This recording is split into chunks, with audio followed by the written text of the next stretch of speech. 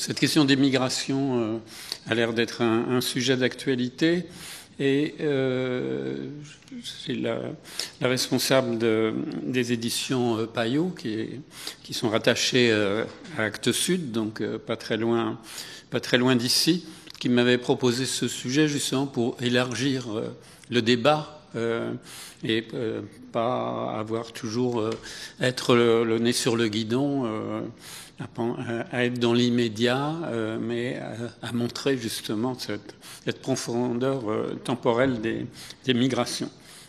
Alors, pour commencer, les migrations récentes, évidemment, on a des textes, des récits, etc. Mais les humains existent depuis plusieurs millions d'années. Alors, comment fait-on quand on n'a pas de texte? Donc, c'est le rôle de l'archéologie. Donc, on va comparer, par exemple, si vous avez à droite des poteries néolithiques d'il y a à peu près 7000 ans sur la côte turque et que vous avez à peu près les mêmes sur la côte grecque avec un léger décalage chronologique nous apporte le carbone 14, eh ben, il y a d'assez fortes chances que ce soit effectivement une population, une partie de la population qui s'est déplacée avec ces objets. Même chose pour ces figurines, par exemple, qu'on va trouver des deux côtés de la mer Égée, côté Asie et côté grec. Alors évidemment, ça marche pas à tous les coups. Il faut faire attention. Par exemple, des amphores romaines dont il y a un certain nombre dans ce beau musée, ben, vous allez en trouver jusqu'en Inde. Ça ne veut pas dire que les Romains étaient partout. Et par exemple, cette bouteille de soda que vous avez là à gauche, ça ne veut pas dire que l'Empire américain s'étendait sur toute la Terre. Et par exemple, ce très grand vase en bronze, qui est le plus grand vase de l'Antiquité, qui se trouve actuellement à Châtillon-sur-Seine, qui a été trouvé en Bourgogne, eh bien, il a été fabriqué en Italie du Sud par des Grecs au VIe siècle avant notre ère, et c'est simplement un échange de biens de prestige entre élites. On bénéficie aussi d'autres moyens, ce qu'on appelle le strontium, par exemple, qui est un élément rare qui est contenu dans l'eau. Quand vous buvez cette eau, le strontium se fixe dans vos dents et dans vos ossements. Mais ce strontium est en quantité différente suivant les zones géologiques où vous vous trouvez. Le pourcentage de strontium, une fois que vous avez vos dents définitives, ne bouge plus. En revanche, si vous allez à 500 km de là, et que vous continuez évidemment à boire de l'eau, celui de vos os, lui, va changer. Donc s'il y a un décalage entre le strontium de vos dents et le strontium en pourcentage et le strontium de vos os, c'est que si on vous retrouve au fond d'une tombe, ça veut dire que vous n'êtes pas mort là où vous avez grandi. On dispose aussi de tout maintenant de l'ADN. On est capable de retrouver de l'ADN ancien dans vos os, et même là où vous avez marché, s'il y a un sol encore conservé en place, comme dans les enquêtes policières actuelles, on peut retrouver votre ADN ou l'ADN des animaux, enfin de tous les êtres vivants qui se sont promenés sur ce sol. Alors je vous commande pas ce graphique, mais chaque point est un individu et donc ils vont être plus ou moins proches. Dans certains cas, on va même tracer des flèches pour indiquer des migrations, sachant que on a quelquefois un peu tendance à aller trop vite et à confondre la biologie et la culture. Alors, pourquoi est-ce qu'il y a des migrations? Pourquoi est-ce que les gens bougent? Du point de vue de ceux qui partent, ça peut être des problèmes environnementaux, trop sec, trop froid. Ça peut être surpopulation progressive. Ça peut être la pauvreté. Ça peut être politique, sachant que cette distinction qu'on fait classiquement entre migration économique et migration politique est quelque chose d'un peu qui se discute. Par exemple, quand les migrants qui fuyaient Cuba vers les États-Unis, ils étaient accueillis comme des réfugiés politiques. Ceux qui fuyaient Haïti, qui n'est pas un régime tellement plus recommandable, eh bien, étaient considérés comme des migrants économiques. Et on peut penser que c'est aussi une décision politique de vouloir arracher sa famille à une condition trop pauvre pour qu'elle puisse mieux vivre ailleurs. Et donc, de ce point de vue-là, on va les traiter comme des réfugiés ou non. Et vous avez aussi les gens qui vont être colonisés ou les traites esclavagistes sur lesquels je vais revenir. Et puis ceux qui occupent les territoires où arrivent ces migrants, eh bien, ils peuvent soit les accueillir, soit les rejeter, soit les assimiler, etc.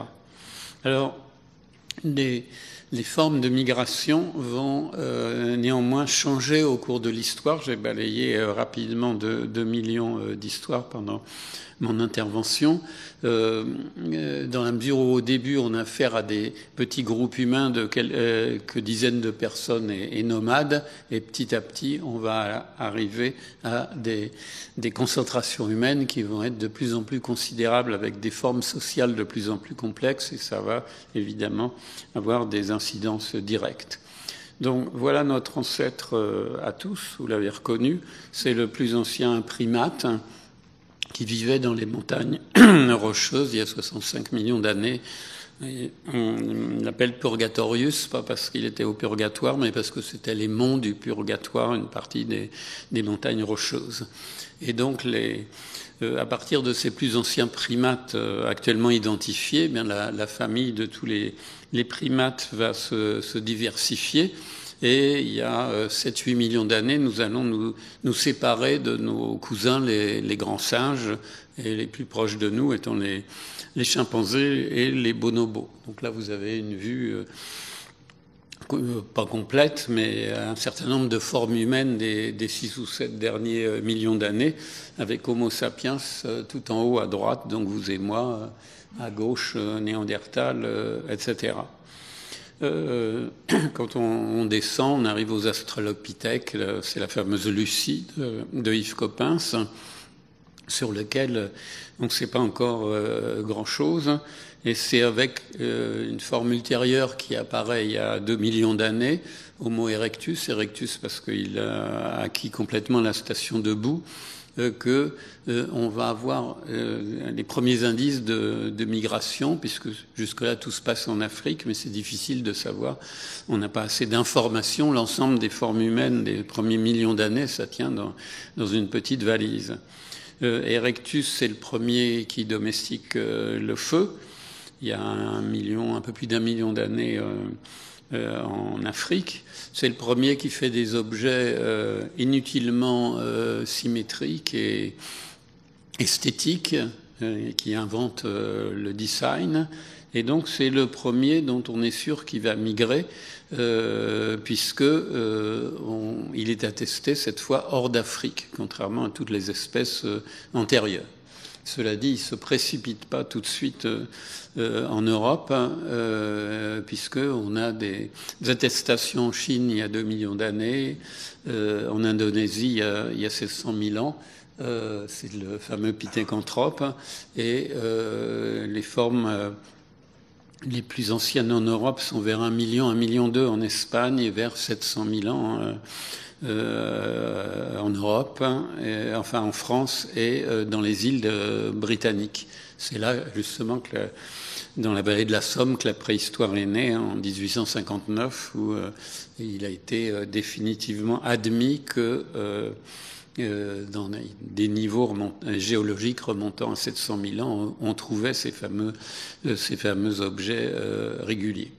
Et puis ces Erectus continuent a évolué. Cela dit, on a du mal à se représenter ces migrations dans la mesure où elles ont été très lentes. Il faut des milliers de kilomètres entre la sortie d'Afrique et le Pacifique. Donc on imagine simplement que certains individus un peu plus curieux sont allés un peu plus loin à chaque génération.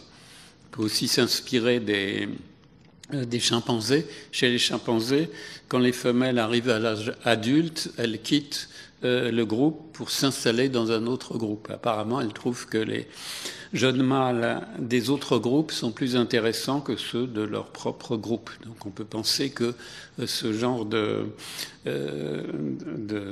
comportement a pu peut-être jouer pour ces déplacements progressifs. Mais en tout cas, jusque-là, on avait affaire qu'à quelques dizaines de milliers d'individus pour toute l'Afrique. Il n'y avait pas encore de pression forte. Toujours est-il que les erectus continuent à évoluer. L'évolution, c'est ce qu'on appelle la sélection naturelle.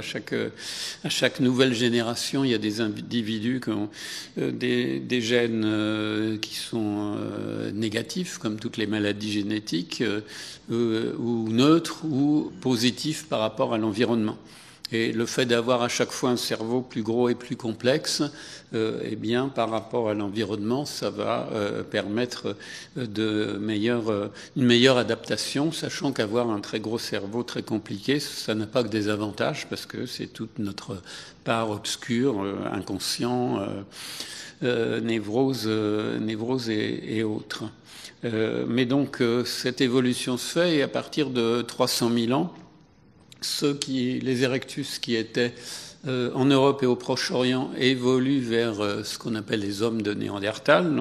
Vous avez forcément entendu parler, c'était jadis le symbole même de la brute préhistorique, alors qu'en fait, ils étaient très proches de nous, au point que tous dans cette salle, on a quelques pourcentages de gènes de Néandertal. Donc il y a eu des histoires d'amour entre les deux espèces.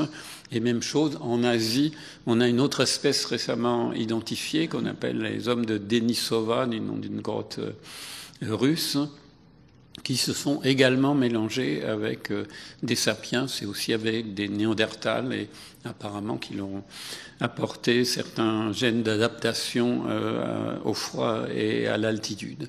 Et je passe sur d'autres espèces. Il y a 100 000 ans, il y avait peut-être une dizaine d'espèces humaines différentes, y compris sapiens, puisque ceux qui sont restés en Afrique, ceux qui n'ont pas éprouvé le besoin d'aller plus loin, se transforment petit à petit en sapiens il y a 300 000 ans, et certains d'entre eux vont également sortir petit à petit d'Afrique. Donc on arrive aux sapiens, et donc vous avez les flèches. Ils vont se répandre également, comme les erectus, dans toute l'Eurasie, mais ils vont être les premiers à franchir le détroit de Bering et à pénétrer dans les Amériques il y a à peu près 25 000 ans. Également, pour la première fois en Australie, ce qui, même pendant les périodes glaciaires où la mer est 150 mètres plus bas, supposait quand même des bras de mer à franchir. Mais il faut imaginer que quand ils arrivent en Australie il y a 50 000 ans, ils ont à peu près les mêmes capacités psychomotrices que nous à l'heure actuelle. Donc il n'y a pas de problème particulier. Donc ces Homo sapiens, on les connaît très bien, c'est ceux anciens, je veux dire, c'est ceux qui ont laissé les grottes de Cosquer, Chauvet, Lascaux, qui vivaient dans des campements. Ils vivaient pas dans des grottes. Les grottes étaient plutôt des sanctuaires. Là, ils nous ont laissé des peintures. À l'origine, les sapiens ont la peau sombre, puisque quand vous vivez en Afrique, vous avez intérêt avoir une peau sombre pour vous protéger du rayonnement solaire. En revanche, plus vous allez aller vers le nord, moins il y a de rayonnement solaire. Si vous voulez bien absorber les vitamines, vous avez l'intérêt à avoir une peau un peu plus claire. Donc, au fil de des mutations génétiques, de la loterie génétique, eh bien, ceux qui vont avoir à chaque fois la peau un peu plus claire vont vivre un peu plus longtemps, avoir plus d'enfants. Et c'est comme ça que progressivement se sont fait ce qu'on appelle actuellement, faute de mieux, des races, qui sont aussi un effet de la proximité géographique. On se marie avec les gens proches, et aussi de ce qu'on appelle la sélection sexuelle, c'est-à-dire qu'on va, lors des unions, privilégier tel ou tel trait. Donc c'est comme ça que après, dans chaque région, petit à petit, les gens se ressemblent jusqu'à ce qu'ils changent, certains changent d'endroit. Il y a 10 000 ans se produit un événement considérable qui va tout changer, c'est l'invention de l'agriculture et de l'élevage. C'est ce qu'on appelle le néolithique,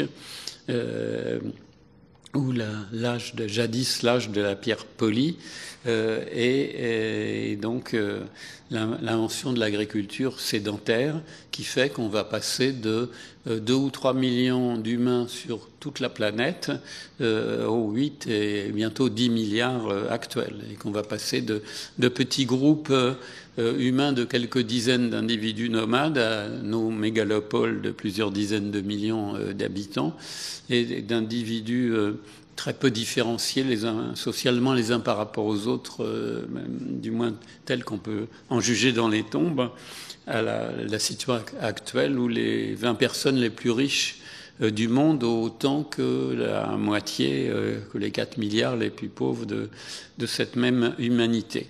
Tout ça, c'est à cause de l'agriculture, si bien que c'est même un peu à la mode de dire maintenant, comme par exemple dans le best-seller de l'historien israélien Hariri, on dit c'était la pire décision de l'humanité, mais il ne faut pas regretter, parce que sinon ce soir nous serions dans une forêt vierge à chercher des champignons et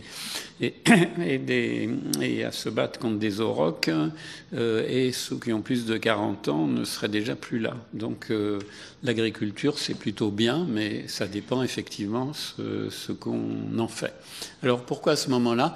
Eh bien parce que l'histoire de la Terre, c'est des alternances de périodes glaciaires et de périodes interglaciaires. Et il y a 10 000 ans, on rentre dans l'actuelle période interglaciaire. Donc il fait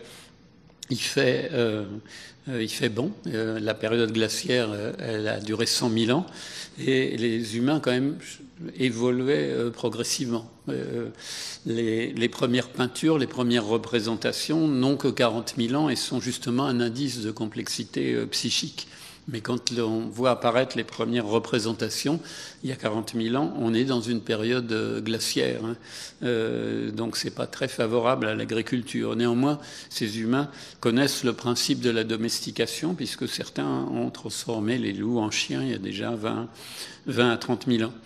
Donc pour des gens immergés dans la nature, domestiquer progressivement les animaux et les plantes, ça n'est pas non plus quelque chose d'incompréhensible, mais ça va effectivement provoquer toute une série de transformations radicales, parce qu'avec une nourriture beaucoup mieux sécurisée et la sédentarité, eh bien, alors que les chasseuses-cueilleuses avaient un enfant tous les 3-4 ans, nomade, les agricultrices sédentaires des sociétés traditionnelles, jusque dans la France du début du XXe siècle, ont un enfant tous les ans. Alors beaucoup, évidemment, meurent en bas âge jusqu'à l'essor de la médecine, mais néanmoins, il en reste suffisamment pour provoquer cette explosion démographique que vous avez sur cette courbe.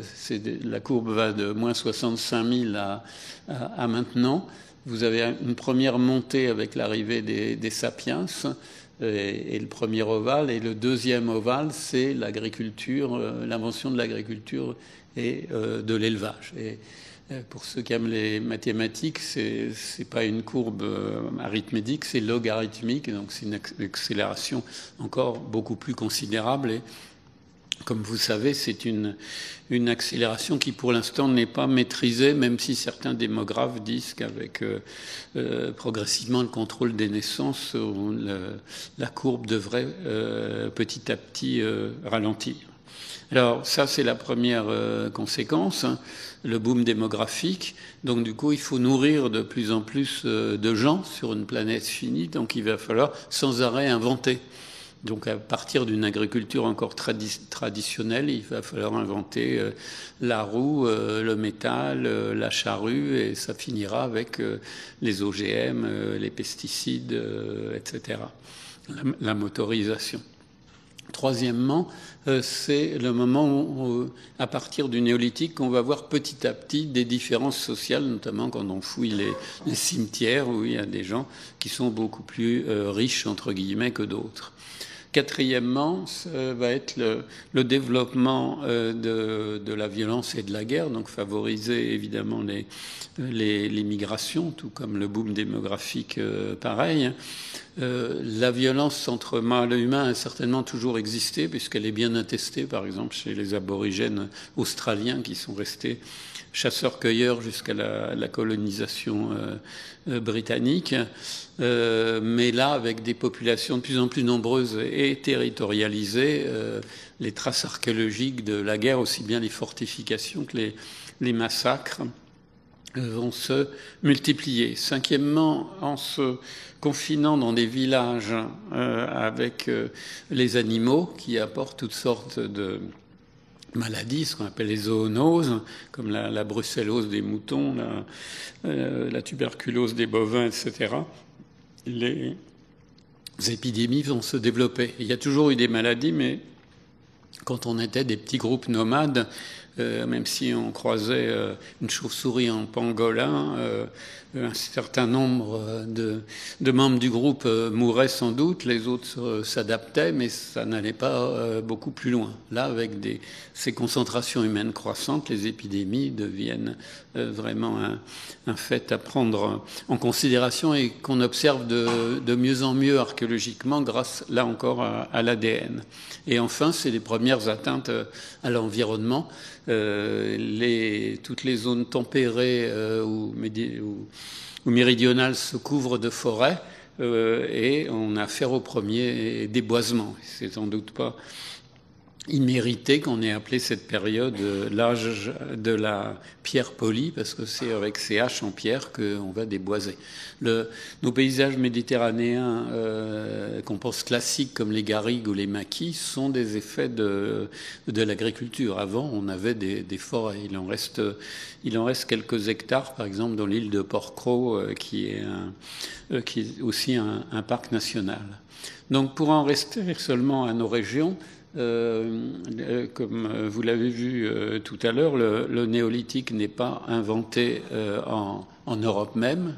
Les indigènes européens, les descendants de ceux qui avaient fait Lascaux, étaient très contents comme ça, mais ils vont être envahis par des populations du Proche-Orient qui, eux, ont inventé l'agriculture et l'élevage. Il faut dire que ces inventions se font plutôt dans des milieux où ça apporte un avantage, parce que évidemment pas dans des milieux trop hostiles, et symétriquement dans des milieux trop abondants, où il y a plein de bisons dans les plaines américaines, par exemple.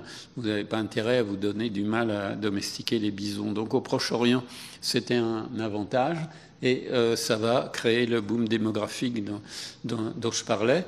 Là, on n'a représenté que l'Europe, mais il faut imaginer qu'il y a des gens qui partent vers l'Afrique du Nord ou vers l'Europe orientale et l'Asie centrale. Alors, il y a néanmoins deux courants. Un, le long de la Méditerranée. Donc, ils vont arriver sur nos côtes vers moins 6000 à peu près, il y a 8000 ans, et l'autre en remontant le bassin du Danube et va arriver sur l'actuel territoire français aux alentours de 5300, 5200. Ceux de la Méditerranée maîtrisent bien la navigation. Ça, c'est la copie d'une pirogue qu'on a retrouvée en Italie du Nord. Et toutes les îles de la Méditerranée sont colonisées à ce moment-là. Et les autres passent donc par l'Europe tempérée. C'est toute la patate marron que vous avez ici. Et on estime qu'assez vite, dans cette zone d'Europe tempérée, et il y a 2 millions d'habitants à un moment donné, vers moins 5000, moins 4900, 2 millions, donc autant qu'il y avait d'humains sur toute la planète 5 ou 6 000 ans avant. Donc c'est les reconstitutions qu'on peut faire de cette culture qu'on appelle cette première civilisation de l'Europe tempérée, qu'on appelle la culture de la céramique linéaire ou le rubané à cause des dessins gravés sur les poteries. Alors, si bien que en même temps qu'ils avancent, effectivement, ils vont rencontrer les indigènes qui étaient là sur place, ce qu'on appelle dans notre jargon le mésolithique, l'âge de la pierre moyenne, c'est-à-dire des gens qui continuent à poursuivre le mode de vie paléolithique, c'est-à-dire chasseurs-cueilleurs, mais dans un environnement cette fois tempéré. Donc, ça, c'est la reconstitution sur les bords du Danube, où vous voyez un chien qui a été domestiqué. Alors, il n'y a pas de preuve dans ce cas-là du massacre, contrairement à ce que feront les Européens avec d'autres chasseurs-cueilleurs en arrivant dans les Amériques ou en Australie. Et ce qu'on voit génétiquement, c'est que au début, quand on analyse l'ADN des tombes de ces agriculteurs nouveaux venus, ils sont purement proche-orientaux. Et puis, petit à petit, on voit apparaître des gènes des chasseurs-cueilleurs, ce qui veut dire qu'ils ont assimilé les chasseurs-cueilleurs. Et nous, tous dans cette salle, on a une partie de notre patrimoine génétique qui vient de ces agriculteurs du Proche-Orient et une autre partie qui vient de ces indigènes issus du Paléolithique. Alors ça, c'est donc la première forme de migration. C'est des migrations de peuplement, mais des migrations lentes. C'était déjà le cas avec les Homo erectus, sauf que les Homo erectus, ils étaient très peu nombreux et puis c'était vraiment au ralenti. Là, c'est un peu plus rapide puisqu'on va on va mettre 2000 ans depuis, c'est en haut à gauche, c'est la même carte mais simplifiée. On va mettre 2000 ans pour aller des bords de la mer Égée jusqu'à l'Atlantique. Et là, une fois qu'on est arrivé à l'Atlantique, on ne peut pas aller plus loin, jusqu'à Christophe Colomb. Mais d'une certaine façon, la colonisation européenne des Amériques n'est jamais que la poursuite de ce mouvement millénaire après un petit moment d'interruption. Et donc, autre colonisation lente, c'est les Homo sapiens qu'on a vu tout à l'heure à droite. Et en bas à gauche, c'est une décolonisation, des migrations sans doute les plus impressionnantes de l'histoire humaine, c'est la colonisation de tout le Pacifique, de toute l'Océanie, à partir de l'île de Taïwan, où certains vont partir vers moins 4000, moins 3000. Certains vont aller jusqu'à Madagascar, d'une part, et les autres, d'île en île, vont aller jusqu'à la... Je regarde si j'ai un pointeur...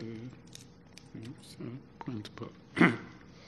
C'est peut-être ça. Ah oui. Oui, on voit pas. Oui, voilà, c'est ça. Donc, à partir de Taïwan, de proche en proche, d'île en île, ils vont atteindre l'île de Pâques et peut-être même les côtes de l'Amérique du Sud. Donc, ils arrivent à l'île de Pâques aux alentours de l'an 1000 de notre ère. Donc, c'est tout à fait impressionnant, mais d'autant que c'était avec des pirogues, pirogues à balancier, et sans savoir où ils allaient. Simplement, quand ils avaient dépensé la moitié de leur provision, ils repartaient de là où ils étaient partis. Alors, il y a un moment, donc, comme je disais à l'instant, où on ne peut pas aller plus loin. Et c'est à ce moment-là la barrière de l'Atlantique. Et à ce moment-là qu'on va voir apparaître les premières différences sociales archéologiquement visibles dans différentes parties d'Europe. Là, on est contre la mer Noire. La nécropole de Varna, vers moins 4500, 300-400 tombes. Certaines tombent avec juste un objet, une petite poterie, et puis d'autres avec 1 kilo d'objets en or, et c'est les plus anciens objets en or de l'humanité, représentés là par ce mannequin à droite. Et on voit que c'est associé à différents rituels autour des tombes les plus importantes, puisqu'on sait que le pouvoir les dominants se donnent toujours comme liés au surnaturel. Les pharaons font revenir l'eau du Nil, les empereurs du Japon descendent en droite ligne d'Amaterasu, la déesse du soleil. Vous avez pu voir le couronnement du roi Charles III, qui est à la fois roi, même s'il a moins de pouvoir politique, qui a 500 ans, et chef de l'Église, où le président Biden jurait sur la Bible, comme un certain nombre d'autres chefs d'État sur la Bible ou sur le Coran. Donc le dominant se donne lié au surnaturel, et c'est ça qu'on va vérifier. De même, quand on est sur les côtes cette fois de l'Atlantique, eh bien, les gens importants sont enterrés sous des dolmens. Donc, c'est le concept de la pyramide égyptienne, une chambre funéraire qui, à l'origine, est recouvert d'un tumulus, d'un tertre de terre et de pierre, mais qui souvent disparaît à cause des intempéries de l'agriculture, et il ne reste plus que la carcasse. Alors, jadis, on se représentait un peu le néolithique sous forme idyllique de marina au bord des lacs, puisque c'est d'abord là qu'on l'a identifié, dans les lacs suisses et dans les lacs du Jura. En fait, cette présence dans les lacs n'est pas du tout significative, c'est au contraire des zones refuges. Là, c'est les reconstitutions qu'on a pu faire sur le bord du lac de Chalin, dans le Jura.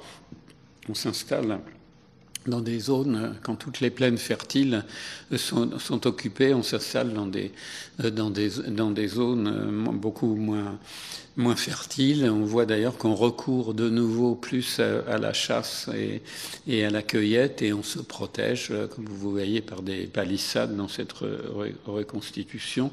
Et on a un certain nombre d'évidences de fortification de ces villages et aussi bien de massacres associés à ces villages fortifiés.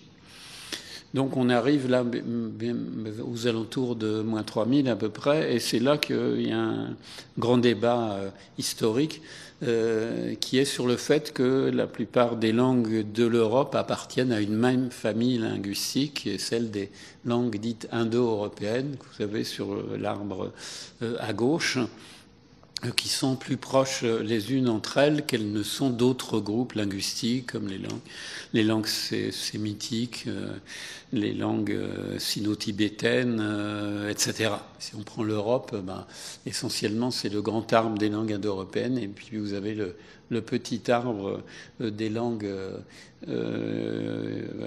ouraliennes ou finno-ougriennes, plus exactement, comme le finnois, l'estonien, le hongrois ou un certain nombre de peuples du nord de la Russie. Alors, d'où est-ce que ça vient? Où est-ce qu'on peut caser comment on peut expliquer ce phénomène? On a eu tendance à l'expliquer comme dans le cas de l'Empire romain. Il y a un certain nombre de langues romanes aujourd'hui, le français, l'occitan, le portugais, le roumain, et elles viennent de la conquête romaine. Et donc, est-ce qu'il y a eu une conquête un jour dans les périodes anciennes à partir d'une zone quelconque et où se serait diffusé comme ça à la fois ces conquérants, puisque l'Empire romain c'est une conquête militaire, et qui auraient en même temps diffusé leur langue. On a proposé donc les steppes de l'Ukraine actuelle, En Allemagne, les archéologues nationalistes allemands proposaient que ce soit au contraire le nord de l'Allemagne et la Scandinavie. D'ailleurs, on ne dit pas indo-européen en allemand, on dit indo-germain, indo-germanen, même si ça commence un peu à être moins employé. Et c'est la théorie qu'avait reprise le nazisme pour justifier ses conquêtes.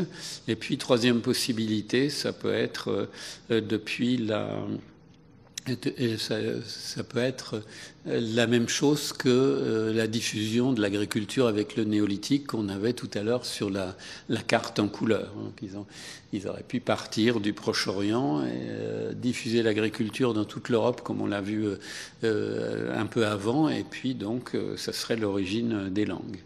Alors, je ne vais pas m'étendre plus là-dessus, surtout que j'ai écrit un livre de 700 ou 800 pages pour montrer que c'était compliqué.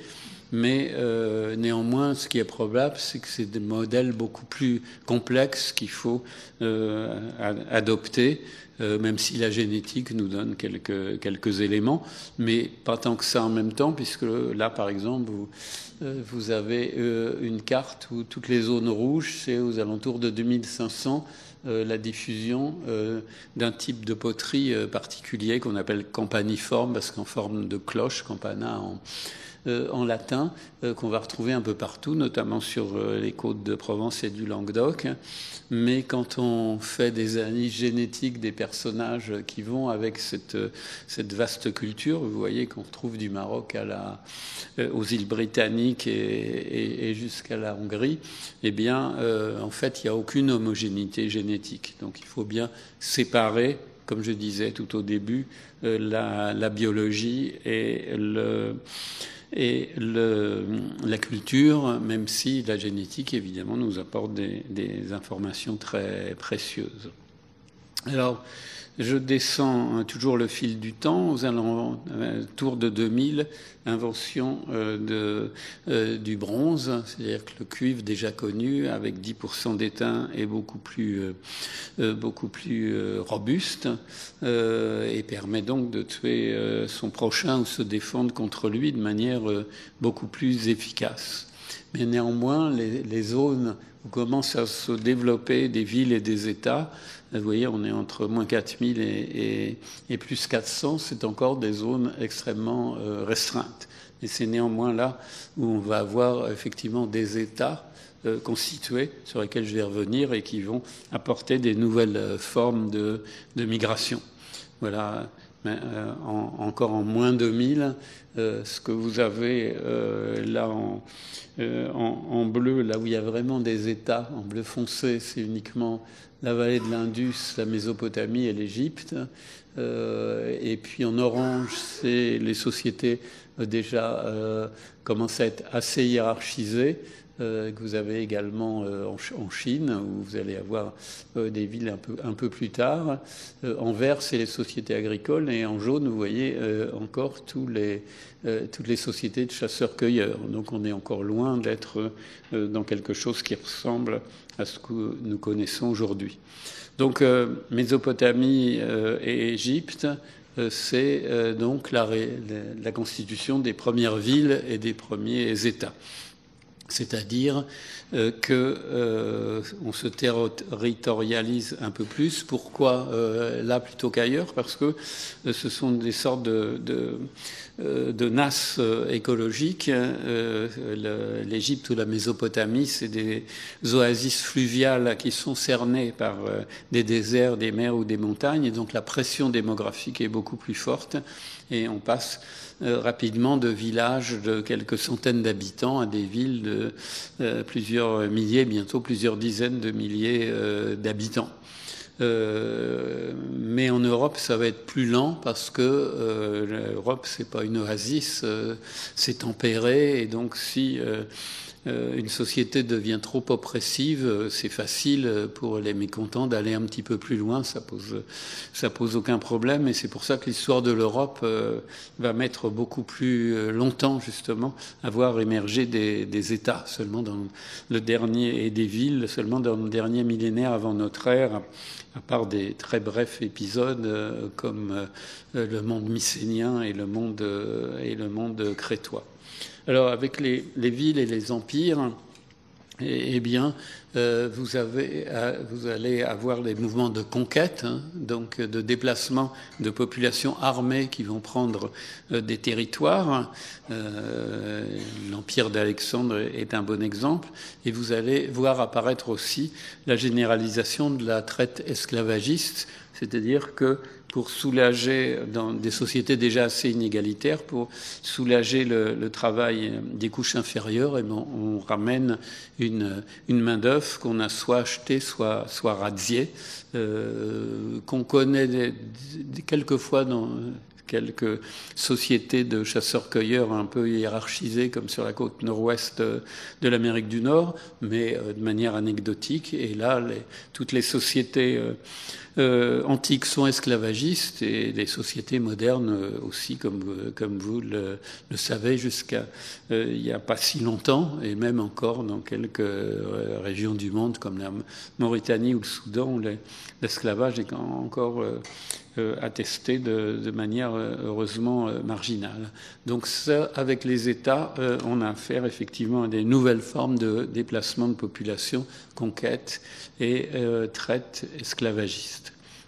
Donc ce dernier millénaire, l'âge du fer, on peut se le représenter suivant trois zones du sud au nord. Au sud, les Romains, les Grecs, les Étrusques, donc les premières et définitives villes et États. Dans l'Europe tempérée, l'Europe moyenne, des royaumes qui commencent progressivement à édifier des villes et des États, et qui commercent avec les premiers, les précédents. Par exemple, les Gaulois vont échanger des matières premières, bois, charcuterie, cuivre, etc., mais aussi des esclaves, des prisonniers de guerre, contre des biens de prestige. Donc ça va entraîner aussi des sites fortifiés pour rester dans la région, Latte, à côté de Montpellier, Martigues, dans l'île de Martigues, au milieu de la ville, en Sérune, près de Béziers, et une forme particulière justement de colonies, ça va être les colonies grecques.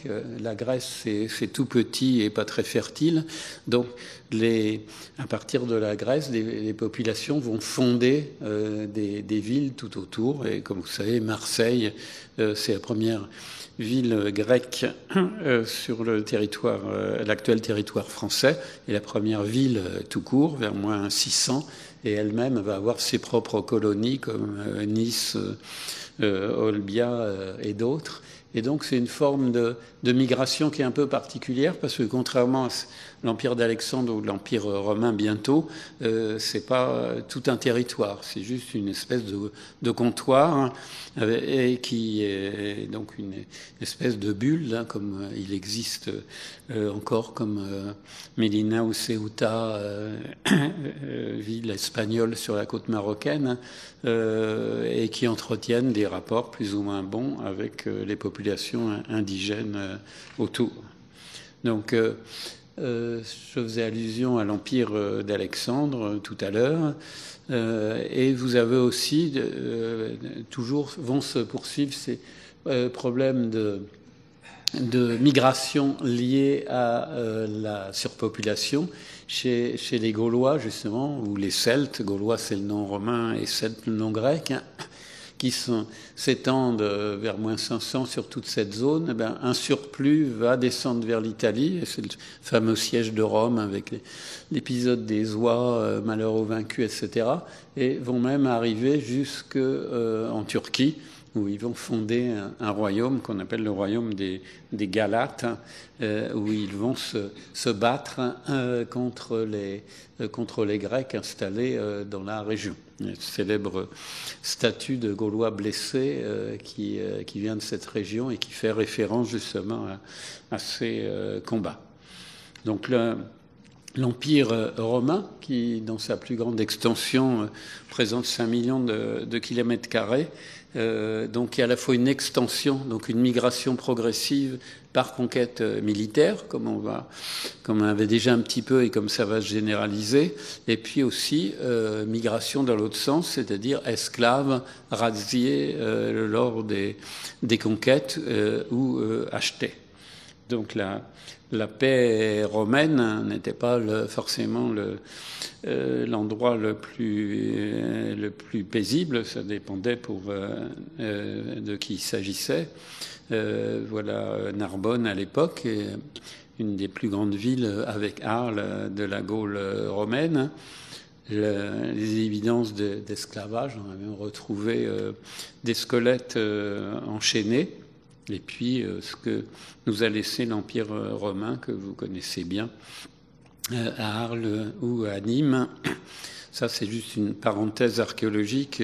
C'était dans les années 2000 où l'INRAP a fouillé tout un quartier dans le cours Jean Jaurès, sur 6000 mètres carrés. Vous avez tout un quartier du 1er siècle de notre ère qui était très bien préservé, avec les murs sur 1,50 m, des mosaïques, des rues pavées, une fontaine avec la statue de Neptune, des mosaïques.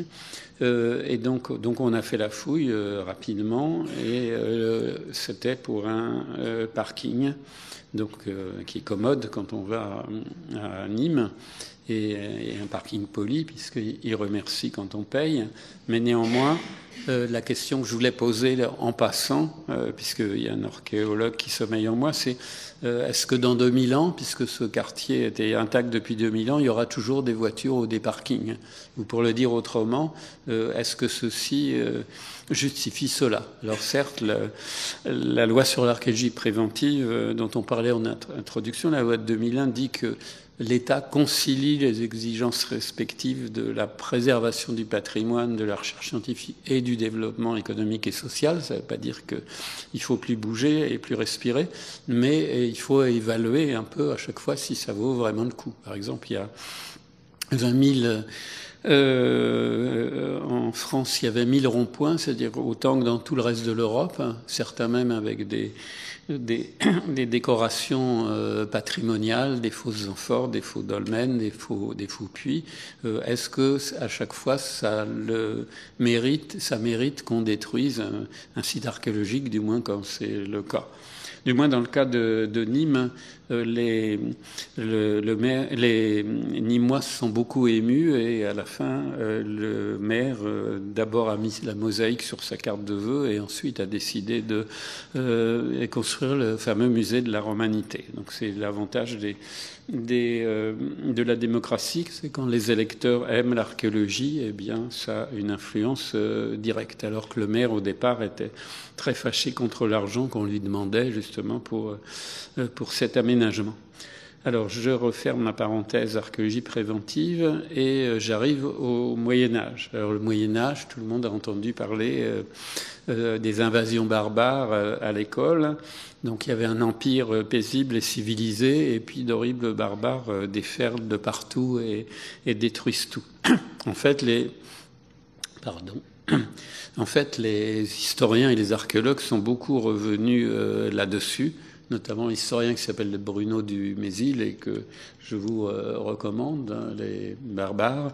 Et si vous êtes pressé, il a écrit aussi Les barbares expliqués à mon fils, donc c'est plus simple. Et ben, ce qu'il explique et ce que montre aussi l'archéologie, c'est que c'est pas un déferlement farouche, que d'abord tous les barbares, à l'exception des Francs, sont déjà chrétiens. Et que c'est très progressif, qui s'installe sous la forme de traités, et que ça, par ailleurs l'Empire romain d'Orient Ce qui va devenir l'Empire byzantin, il va durer 1000 ans de plus, donc tout ne disparaît pas. Et c'est plutôt une espèce de métissage progressif, même s'il y a de la violence aussi régulièrement, d'autant plus que tel ou tel groupe barbare, tantôt est allié de Rome, tantôt contre Rome, etc. Mais l'Empire romain lui-même, comme je le disais à l'instant, n'était pas une zone uniquement de paix et de joie. Donc c'est ce qui va mettre en fait, ce qui va déboucher sur l'Europe du Moyen Âge de manière très progressive et en plusieurs siècles. Et que le baptême de Clovis lui-même, comme vous le savez, est un non-événement puisque la Gaule en particulier et tout l'Empire romain sont déjà depuis un siècle chrétiens, depuis l'édit de Théodose à la fin du IVe siècle qui interdit toute autre religion que le christianisme et qui fait qu'on va détruire tous les temples ou les transformer en carrière de pierre ou en église, ce qui, dans le meilleur des cas, permet de les conserver comme la maison carrée à Nîmes. Et donc le baptême de Clovis, c'est pas le début de la France, c'est juste un envahisseur germain qui se convertit pour mieux se fondre dans la masse des 10 millions de gallo-romains chrétiens. Mais ça n'empêche pas que voilà un autre rond-point. Même à Noël, il y a un mât avec un Père Noël qui grimpe dedans. Et si vous voulez vous renseigner un peu plus, le même Bruno Dumézil a écrit le baptême de Clovis. Et ce qui montre que effectivement c'est une fusion progressive, c'est que, par exemple, on a retrouvé la tombe de Childéric, qui est le père de Clovis. Donc, il a à la fois des bijoux barbares, entre guillemets, mais il a aussi une bague en or où est écrit en latin Childerici Regis, c'est-à-dire du roi au roi Childéric, qu'il a un manteau qui imite le manteau des empereurs romains, etc. Et quand on trouve des fouilles, des tombes mérovingiennes de cette époque, c'est toujours un mélange culturel d'objets divers et variés. Et on est tout à fait incapable, les différents groupes dits barbares, les Visigoths, les Ostrogoths, les Burgondes, les Alamans, etc., dont nous parlent les textes. Archéologiquement, on ne peut pas vraiment différencier dans une région donnée les barbares, entre guillemets, de cette région d'avec d'autres, parce qu'effectivement, c'est une période de mélange permanent. Et Clovis lui-même, suivant la coutume franque, quand il meurt, il partage son empire entre ses 4 fils. Donc on ne peut pas vraiment non plus parler de naissance de la France à ce moment-là. Et même les Huns, qui sont les pires envahisseurs, le fléau de Dieu, Attila avait séjourné à Rome et il était tellement romanisé que la sœur de l'empereur romain de l'époque l'avait même demandé en mariage. Mais la cour a refusé, donc ça a énervé Attila qui a envahi la Gaule. Il a été arrêté près de Troie, il est reparti et il est mort peu de temps après. Donc cette histoire des invasions barbares, c'est une réécriture durant le Moyen Âge de ce qui s'est passé. Alors, j'évoque aussi d'autres invasions de l'époque, notamment les Vikings. Vous voyez, toutes les couleurs là, c'est là où il y a eu des Vikings. Comme vous savez, ils sont allés jusqu'en Amérique, jusqu'à Terre-Neuve, mais ils ne sont pas restés très longtemps. Ils colonisent l'Islande et la Groenland, qui n'étaient pas jusqu'à présent. Ils font de la Normandie, c'est-à-dire les hommes du Nord, Nordman, définitivement, et le premier État russe en Ukraine. Mais en même temps, c'est un exemple de migration et d'invasion sans lendemain, puisqu'ils vont petit à petit, comme les Francs eux-mêmes, puisque là, je parle français, mais comme vous savez, c'est une langue romane, comme les Francs, et souvent les envahisseurs militaires, quand ils ne sont pas très nombreux, ils vont disparaître, absorbés culturellement. Alors, il y a un nouvel événement qui se produit à la fin dans la deuxième moitié du premier millénaire de notre ère, entre moins 500 et plus 500 et plus 1000, c'est l'apparition des monothéismes. Le monothéisme, c'est une idée nouvelle. C'est l'idée qu'il n'y a qu'un seul Dieu, c'est le mien, et tous les autres n'existent pas. Toutes les sociétés jusque-là, notamment antiques, étaient polythéistes. Chacune avait ses dieux, et si vous perdiez une bataille, c'est que vos dieux avaient été moins bons. C'est pas qu'ils n'existaient pas. Dans la guerre de Troie, dans l'Iliade, eh bien, il y a des dieux qui se battent des deux côtés, grecs d'un côté, troyens de l'autre. Cette idée du monothéisme est complètement nouvelle, et elle est homothétique avec cette idée d'empire qui se répand à ce moment-là. Quand on est au IIe siècle de notre ère, vous avez trois grands empires déjà, romains, perses et chinois. Et l'idée d'empire, c'est qu'il y a un seul individu, mâle, qui a vocation à régner sur la plus grande partie possible de la Terre, et c'est homothétique de l'idée d'un seul Dieu, qui est mal aussi dans les représentations chrétiennes, qui a vocation à régner sur l'ensemble de l'univers. Et donc, ce monothéisme va être un moteur puissant de conquête, et de manière cette fois nouvelle, même si c'est jamais seulement la propagation de la foi qui influe le monothéisme. C'est lié aussi à des intérêts militaires et des intérêts économiques, mais c'est aussi quelque chose qui est très présent.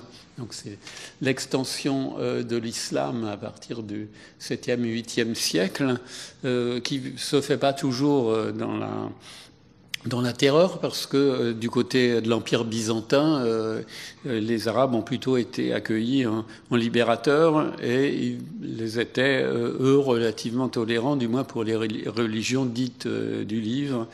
Les chrétiens et les juifs devaient seulement payer un impôt particulier.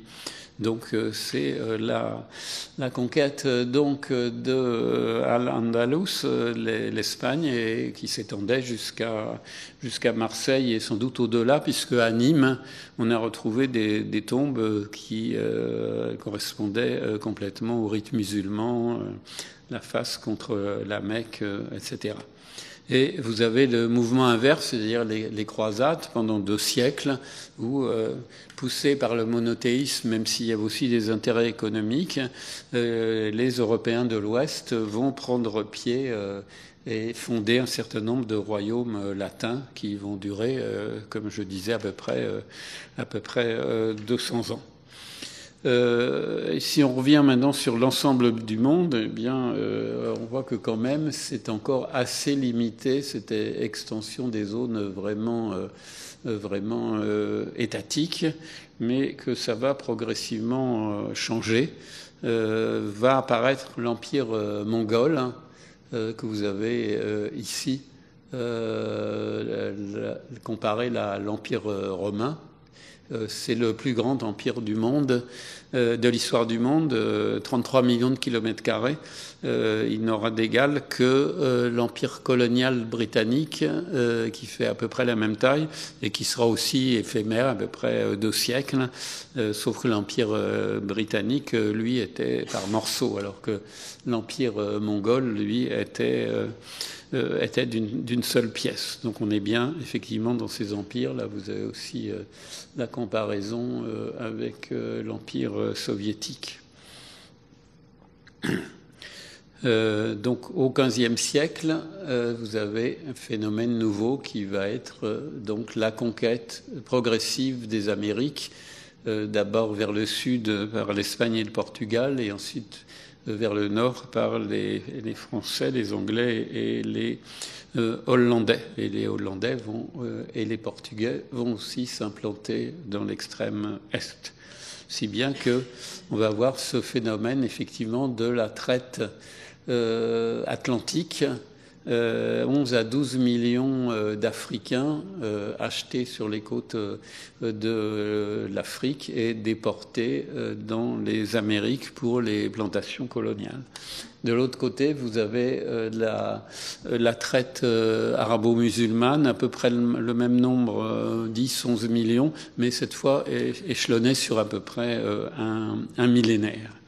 Donc c'est des migrations dans des conditions effroyables, comme vous savez, avec une très forte mortalité.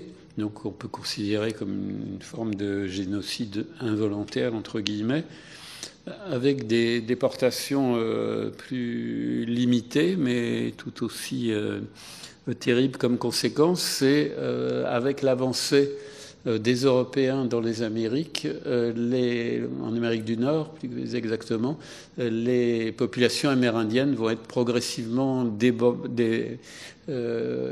poussées dans des zones, déportées dans des zones inhospitalières, et c'est ce qu'on appelle le sentier des larmes. Vous voyez, ça c'est 1838 et ça ne va pas s'arrêter ensuite.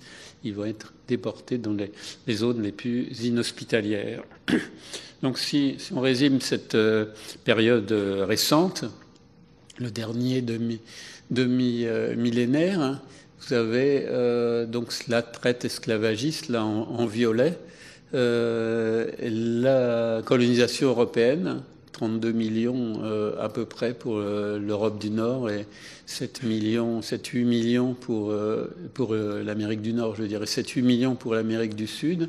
Mais il ne faut pas oublier la colonisation russe, cette fois, de l'Asie, 10 millions à peu près de personnes qui vont qui vont conquérir toute cette zone et qui vont même passer au départ le détroit de Bering et s'installer jusqu'en Californie, mais après la couronne russe préférera vendre l'Alaska aux États-Unis, comme Napoléon avait vendu la Louisiane également aux États-Unis. Et puis une vingtaine de millions de Chinois qui progressivement descendent vers le sud. Donc vous voyez des mouvements importants, mais différents dans leur modalité, puisque la colonisation russe va être, par exemple, beaucoup plus lente.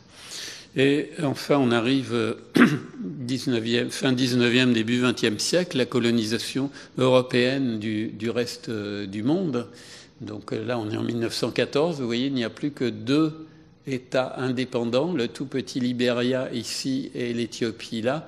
Tout le reste a été partagé en bleu clair par les Français, en rose par les Anglais, en vert par les Allemands, mais les Allemands le perdront en 1918.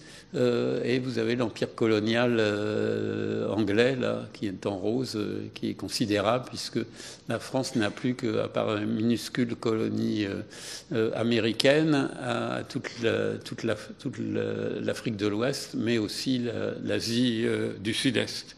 Et si on prend le cas de l'Afrique, là on est en 1870, si encore la colonisation européenne est encore très marginale, mais en 1914 c'est la carte qu'on vient de voir. La colonisation anglaise comme on vient de le voir. Et là, un épisode que j'aime bien, c'est que quand les Européens arrivaient dans une nouvelle terre, et ils en prenaient possession, comme on dit. Ils s'installaient, ils disaient au nom du roi de France, je prends possession. Il y a même une île qui s'appelle l'île de la possession dans les Kerguelen. Donc il y a un représentant, un activiste aborigène australien qui, pour la fête, les 200 ans de la colonisation anglaise de l'Australie, est allé à Douvres loin et il a pris, avec un drapeau aborigène, et il a pris possession de l'Angleterre. Il a fait tout un discours qu'on n'a pas le temps de voir, mais que vous pouvez retrouver facilement sur Internet en disant ben oui, je prends possession au nom du peuple aborigène, néanmoins je ne mettrai pas forcément le squelette de votre reine dans une vitrine. Sur les pièces de monnaie, par contre, on mettra aussi notre tête à nous. On essaiera de vous apprendre notre langue, mais on n'est pas sûr que vous réussissiez. On ne va pas forcément piller toutes vos richesses, etc., etc. Donc le discours entièrement inversé de ce qu'ont fait dans la réalité les différents colonisateurs dans les différentes parties du monde. Donc j'évoque la conquête de l'Algérie. Là, vous savez qu'on a débaptisé le malheureux maréchal Bugeaud récemment d'une avenue parisienne parce qu'il avait la manie d'enfumer les populations réfugiées dans les grottes. Sachant que à l'époque, c'est aussi bien de droite que de gauche la colonisation, notamment Jules Ferry. Il est question justement d'apporter la civilisation aux sauvages, d'abolir l'esclavage, etc., etc. Donc c'est un mouvement de colonisation néanmoins classique, comme pendant les fameuses invasion barbare ou la conquête de l'Angleterre par Guillaume le Conquérant. Fin 19e, début 20e, on arrive à la fin de cette histoire. Deux nouvelles formes de migration. La révolution industrielle, d'une part, qui va entraîner l'exode rural, et les réfugiés politiques. La révolution industrielle, bien, c'est le fait que les grands centres industriels vont aspirer les campagnes les plus pauvres, d'abord les plus proches, la Bretagne, l'Auvergne, etc., puis les pays voisins, Espagne, Portugal, Italie, Belgique, puis les colonies. Les réfugiés politiques, ça a toujours existé, mais ça prend une forme de plus en plus importante. Les réfugiés polonais pendant la guerre, pendant le 19e siècle, le génocide arménien avec plusieurs centaines de milliers d'Arméniens survivants qui arrivent notamment à Marseille.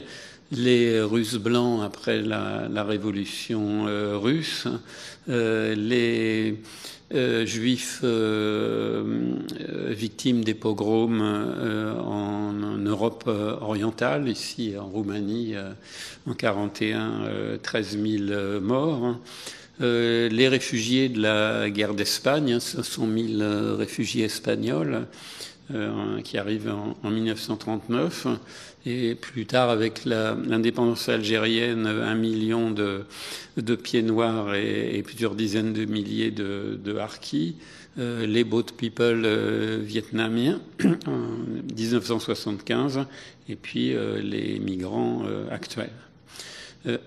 Donc si on reprend un peu cette classification, on avait tout à l'heure, effectivement, j'évoquais les invasions, donc ici les Vikings ou là l'armée américaine au Proche-Orient, les comptoirs, là, les Grecs dont on parlait tout à l'heure il y a 2500 ans, on peut les comparer ici à toutes les bases américaines qui sont des sortes justement de petits États dans l'État, vous voyez, dans le monde entier. Le fait que les empires qui se sont un peu restreints essaient maintenant de se réaugmenter, comme l'empire russe qui a repris pied en Géorgie, qui occupe une partie de la Géorgie, une partie de la Moldavie et maintenant évidemment la sinistre guerre d'Ukraine. Et qui fait que, si on parle de 50, il y avait une tendance à un moment, augmentation des conflits. Enfin, en bleu, c'est à l'intérieur des États, c'est les guerres civiles. On considère qu'il y a eu depuis 1945 à peu près 500 conflits armés interne ou externe, avec 35 millions de morts. Hein. C'est moins que la Deuxième Guerre mondiale, mais c'est quand même beaucoup. Et rouge, c'est entre États. Les conflits entre États comme maintenant. Ça, c'est actuellement les déplacés internes, c'est-à-dire à l'intérieur d'un même État qui sont obligés pour diverses régions de bouger. Et ça, c'est les migrations actuelles. Donc, depuis les zones en violet, donc depuis plutôt les régions pauvres ou les régions politiquement peu sûres, et qui vont vers les régions en vert, hein, qui sont les zones d'accueil. Sans oublier que vous avez tous les mouvements internes. Hein. Vous avez beaucoup de mouvements internes, y compris en Amérique du Nord ou en Chine, avec justement la continuation de l'exode rural en Chine. Ça, c'est les migrations environnementales qui sont effectivement cette fois un fait nouveau. Ça existait à une toute petite échelle quand vous aviez les périodes glaciaires. Le nord de l'Europe et de l'Asie était inhabitable, donc les gens redescendaient vers le sud. Là, c'est en rouge tous les endroits qui vont devenir de plus en plus inhabitables. Soit pour hausse des précipitations, soit pour désertification, soit pour remontée des eaux. Hein. Il est très probable que la Camargue disparaîtra en quelques dizaines d'années, comme la Hollande ou le Bangladesh. Le Bangladesh en a déjà évacué 1,5 million de personnes. Là, vous voyez, sur un siècle, en bleu, c'est les épisodes de catastrophes météorologiques. Vous voyez comme ça augmente progressivement.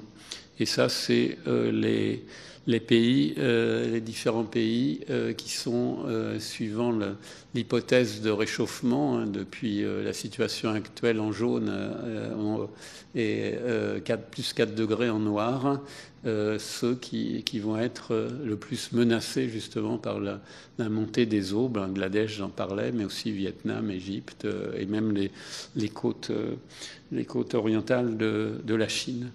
Alors, néanmoins, il pourrait y avoir un paradoxe, c'est-à-dire qu'on bouge moins. C'est ce qu'on a vu dans le confinement. La guerre, maintenant vous avez vu le rôle des drones et des missiles. Le sport, ça se fait beaucoup en salle ou en courant autour de son pâté de maison. Les marchandises, elles arrivent de plus en plus chez vous directement. Le télétravail, etc. Et certes, on émigre, mais si on émigre, c'est pour ne plus bouger, mais dans un endroit plus sûr. Alors ça a été déjà favorisé dès qu'on a commencé à inventer l'écriture. L'écriture, ça permet de communiquer avec mon prochain ou ma prochaine, même s'ils ne sont pas en face de moi. Et comme simplement il y avait de plus en plus d'humains, eh bien on a été obligé d'avoir des moyens de transmettre l'écrit de plus en plus rapide, le papier, l'imprimerie, le télégraphe, Internet, etc. Donc voilà quelques rappels, le sport en salle, le télétravail, les missiles, les livraisons chez soi sans qu'on bouge. Si bien que Plantu, dans une émission que j'avais fait sur France Culture pour évoquer ce paradoxe, nous avait envoyé un dessin où le monsieur blanc et européen court tout seul sur place, pendant que tout autour, des gens essaient de trouver des endroits plus accueillants. Il y a bien sûr toujours des nomades, hein, mais il y en a de moins en moins, et comme vous savez, et y compris pas loin de chez nous, ils ne sont pas toujours très bien vus. Alors, il y a effectivement des nouvelles migrations, il y a le tourisme, mais le tourisme, ça ne concerne que 10% à peu près de l'humanité. Il y a les mouvements pendulaires chaque jour, des gens qui n'ont plus les moyens d'habiter dans les grands centres-villes et qui sont obligés d'être de plus en plus loin. Le mouvement des Gilets jaunes était en partie fondé là-dessus. Vous avez les gens qui émigrent vers les paradis fiscaux, donc c'est une forme de migration économique. Ces gens essaient de mettre à l'abri leurs pauvres pécules dans des endroits plus sûrs où on ne leur demandera pas d'impôts. Vous avez la fuite des cerveaux, c'est-à-dire les endroits les plus pauvres.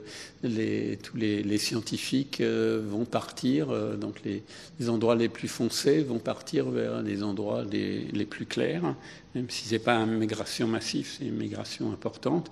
Comme migration saisonnière, vous avez les pèlerinages, qui sont aussi évidemment saisonniers. Donc en conclusion, vous avez effectivement 5 constantes des mouvements migratoires. Le premier, c'est l'expansion continue.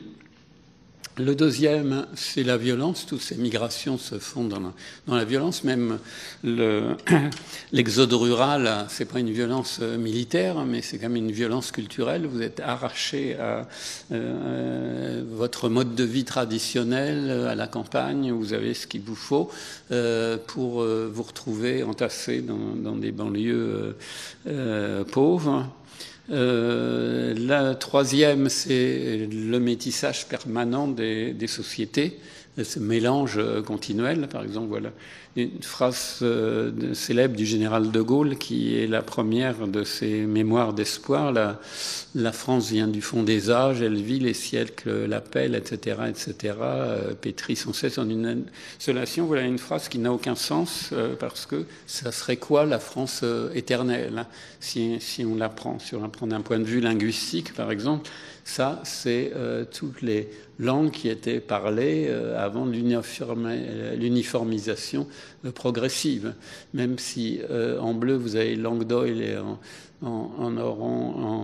rouge-orange les Languedoc, même si c'est deux groupes romans, vous avez aussi le basque, le breton et le flamand et l'alsacien et le français qui ne sont pas des langues romanes.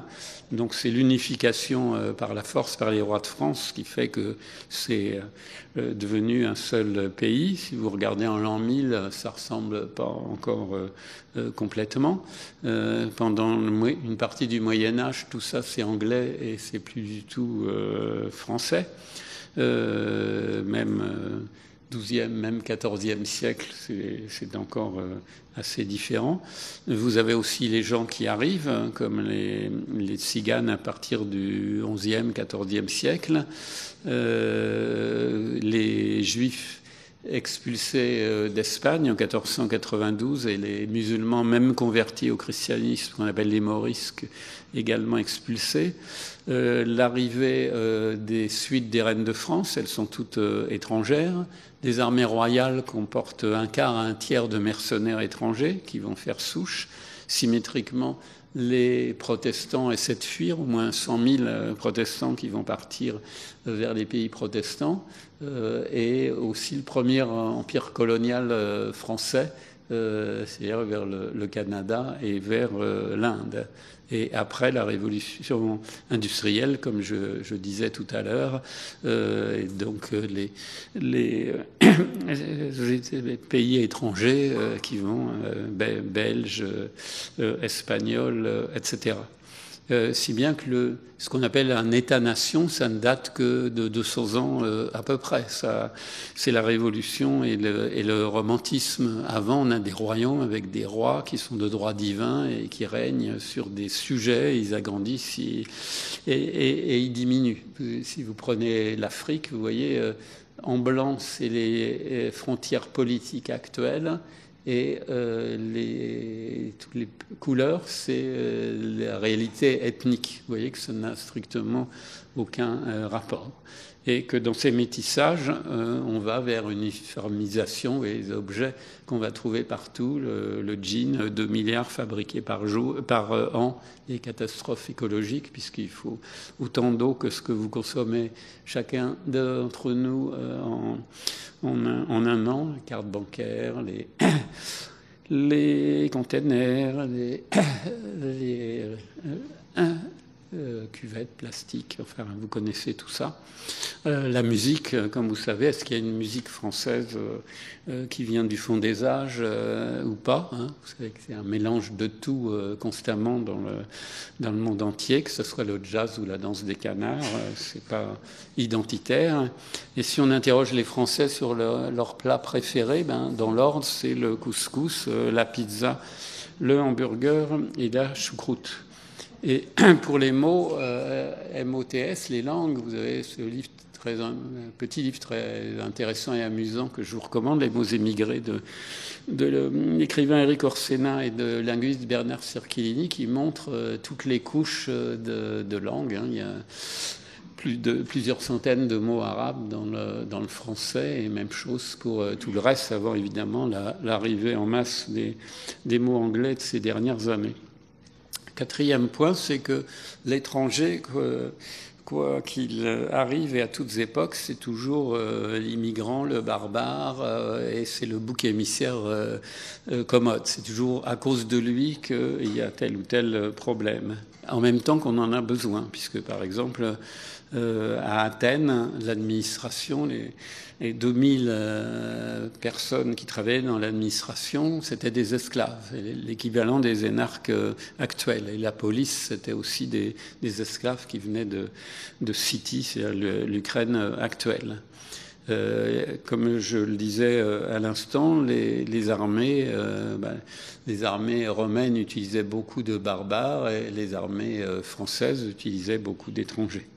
Mais en même temps, l'étranger, ça peut être le bon immigré, donc le Yabon Banania ou la malheureuse Joséphine Becker et son pagne en banane qui est rentré il n'y a pas très longtemps au Panthéon.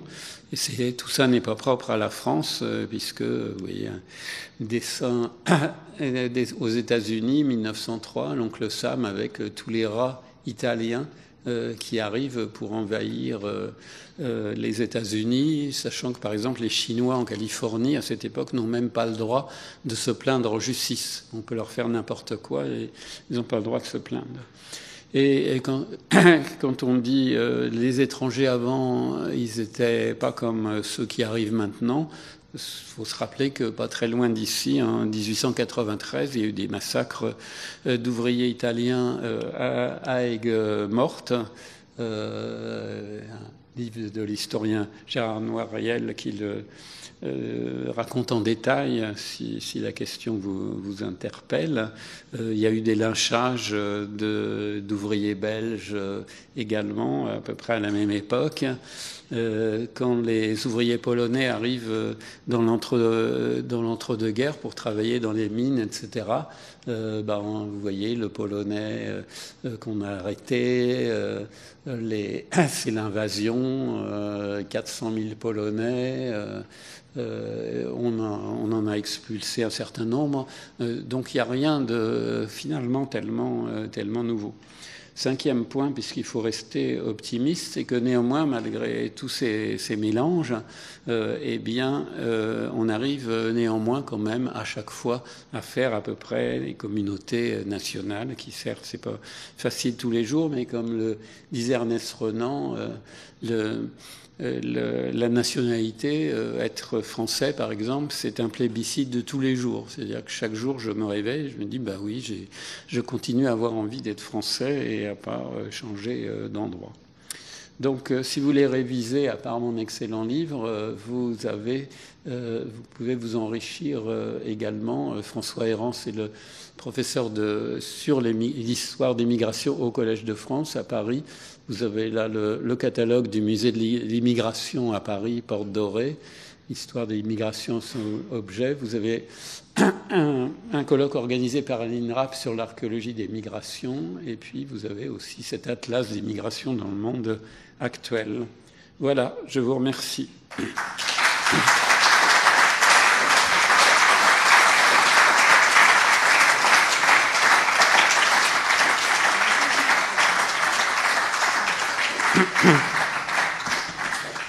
Donc j'ai été un peu long comme d'habitude, mais s'il y a des questions, elles sont ou des critiques ou autres, elles sont les bienvenues. On est aussi là pour ça.